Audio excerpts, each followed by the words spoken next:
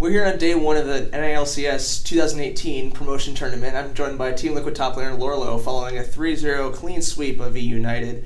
You guys looked very, very clean in that series, didn't have much problems facing against your opponents. Was there something specific that you guys worked on as the starting five over the course of the last week that made this performance so dominant for you guys? So overall, we really have 5 really clean mechanical players now on TL, and just our mindset going into the week was just make sure our macro and synergy were just up to par, because that's like the biggest thing with us. We know we have 5 good players, just making sure the synergy is actually there. So that's what we did going forward this week. Yeah, definitely. You guys seem to have no issue containing GBM and Dandy. As far as facing players on EUnited, even though it is a challenger team, these guys are players with these very illustrious careers. They've had a lot of great years playing in Korea and other regions. Is there like a name brand intimidation for you at all, maybe as a younger player, or was it all just confidence going in and knowing that you guys as the unit could handle them?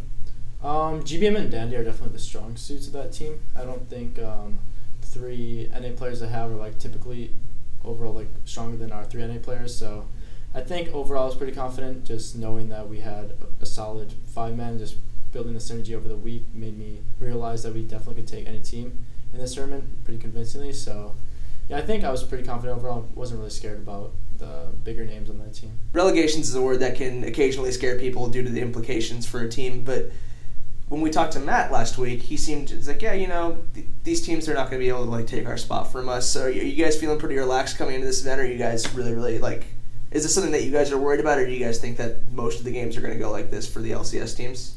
So yeah, I think overall for me, I definitely am not as, I guess, scared or like anxious this time around, because I definitely had a taste of it last time with Doublelift. So, and also last time it was also higher stake because now we are going to franchising. So even if you win, it's just money on the line more so than the actual LCS spot. So I don't think the stakes are as high, especially for me as a player, because I've definitely grown from the last time I was here. So overall, I'm just focused and just know we can pretty much beat any team. It might go like a game or 2 extra, but I think we'll win most of these sets. Dardoch has returned to Team Liquid after 10 years with Mortals, and Counterlogic Gaming. What's it like having him back on the team, both as a teammate for you, but also you guys have been known to be pretty good friends personally as well? What's that been like for you? Yeah, so Dardoch definitely has developed into more of the person I thought he would be when I first started playing with him, because before he was really inconsistent with how he treated players and also himself. He was down on himself a lot. He couldn't just consistently shot call, but nowadays he's definitely more so the leader type that the team is needing right now, and it's also definitely just benefiting me because I had to do most of the shot calling and leadership stuff before Dardoch came on the team. So he's definitely taking a lot of just stress off me, because he does a lot of it really well, and also he was on CLG, like the #1 I think macro team in the league right now. So he definitely has a lot of more knowledge than I did. So he definitely brings that to the team and just really is confident with what he says and what he does. Well, it's good that he's able to come in and not only shape up the team as a whole, but kind of take a weight off of your shoulders as well and allow you to focus more on carrying the game. Team Liquid has had like a revolving door of people in multiple roles, including I think 3 junglers this split, including Nori. For this starting 5 specifically, is this just kind of, okay, this is what we're going with for this promotion tournament because it's what's hot right now, or are you guys really trying to build synergy with the starting 5 going forward? Is there a plan that you can maybe tell us a little bit about for Team Liquid here, or are you guys just kind of taking it one step at a time for now? I think overall we're just trying to figure out the best roster going into 2018, and I think this 5 right now is the best we can do, because it's NA jungler with also having to import mid. Like Korean mids and just EU mids are usually the best overall, as you can see with like results like Jensen, Bjergsen, just like people on LCK, all their mids are like nuts. So just making sure that we have just the best possible 5, I think, is really good going to this tournament, because we don't want to get relegated, obviously, even if the stakes aren't as high. But yeah, I think this 5 is really good, and we're just taking it one step at a time as well. During his best splits in Korea, Mickey was known as a player who could completely solo carry a game on a comfort pick like TF, Zed, LeBlanc, but also would have these games where he'd just go like 06, 07 and be kind of a Jekyll, Hyde sort of type of player with extremely high ceilings but very low lows as well. What does TL Mickey look like as a player? Like, what does he bring to the table for you guys as a team, and like, who is he as a mid laner?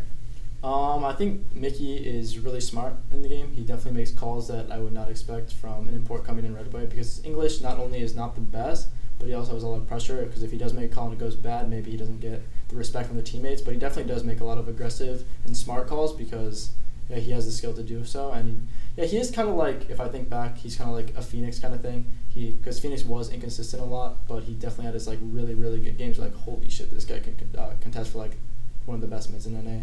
So I think Mickey's kind of like that player. If he can definitely just shape it up and just make sure that he doesn't have those inconsistent performances, he'll be like a powerhouse in the future. So you mentioned Phoenix. Outside of him, this four outside of the mid lane is the same four players who played together back in spring of 2016, almost a full 2 years ago now. What do you think has been the biggest change for you as a player from then to now who you are as a player? What have you learned the most in that time over this year of competitive play?